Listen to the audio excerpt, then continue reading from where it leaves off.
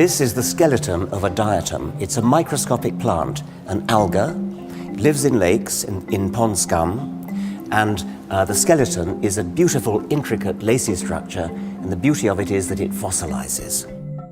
If you look in ponds widespread over the United States, you'll find a diatom called Stephanodiscus niagarae. It's very, very common. But if you look in Yellowstone Lake, you find a unique species which is only found there, Stephanodiscus yellowstonensis. If you take a core sample from the mud below the lake, underneath the lake, you find Stephanodiscus niagarae at 14,000 years old. 14,000 years ago, the climate was cold and wet, and the diatoms were just the same as the diatoms in the rest of the country.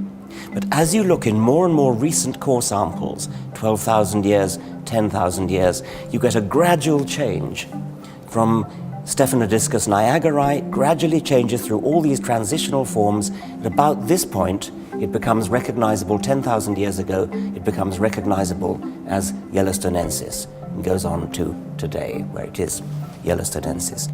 These are definitely two different species. The differences between them are quite subtle. You have to find out by counting ribs and spines. And if you do that, as you go along this timeline, you see the change gradually occurring.